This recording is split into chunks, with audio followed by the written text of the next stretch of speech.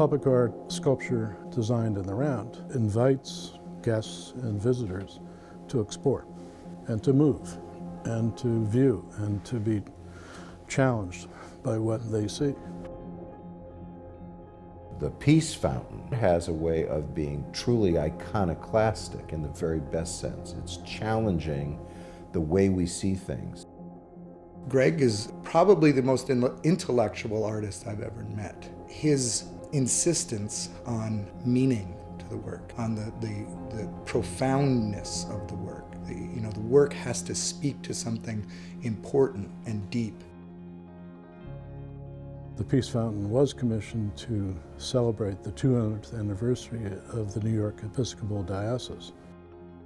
When then Dean Jim Morton brought various artists, Greg was working on sculptures out of a studio that was in the crypt or basement of the cathedral. He was among the first artists in residence.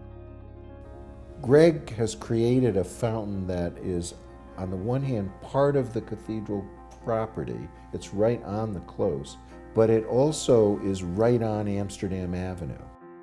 Anybody can access it, and whether they're religious or not, whether they're coming onto the property or not, whether they're going into the cathedral or not. And I think that's a very bold and daring thing to do. When you're talking about public space, I think it's important to be considerate of all the surroundings and make it the best you can out of the environment that you're given. Not just what it looks like in comparison with its background, but also whether a tree is in proximity, whether a walking path is in proximity, how close the viewer will be to the work. All those things are extraordinarily important. If the sculpture has a frontal design, where should that front orient to?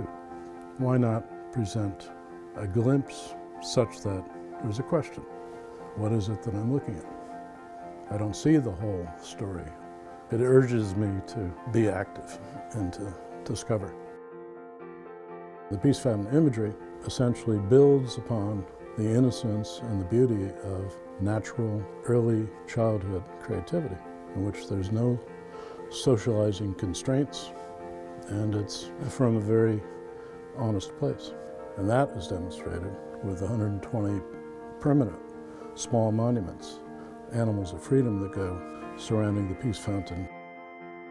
You often think of children as those people you want to protect from evil, but here they were absolutely a part of the fabrication of this ring around the Peace Fountain. Thinking back to that day, the fountain was on. My mom and my aunt were with me, and the nave of the cathedral was full of art that day. There was stained glass hanging from the ceiling, and it was just gorgeous. We all got to have our statues at the time bronzed, and I was very excited to be a part of the day. In 2011, Hurricane Sandy came through and knocked an oak tree on the fountain. So I got a phone call once the fountain was fixed to say, hey, Hurricane Sandy came through and destroyed your horse. Would you be interested in recreating it?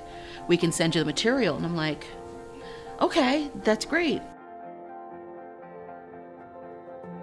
I feel that oftentimes in the education system, art is overlooked as being not as important as your academic courses.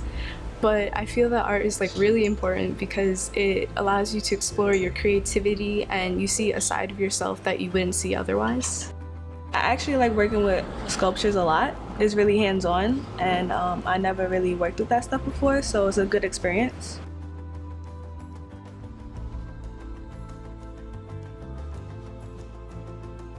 Evil and good always struggling between each other, and that's life. I mean, it just kind of encapsulated into this whole composition. I think it's beautiful.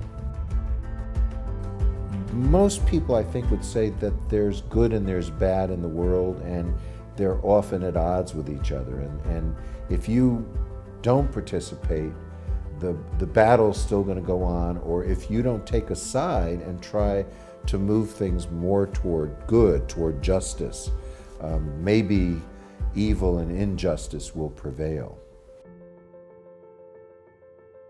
when our generation has passed away and the world inherits what I call an orphan, which is the work itself continuing to be in permanent placement. The question becomes, is that an enduring work of art? And if it is, it will be protected.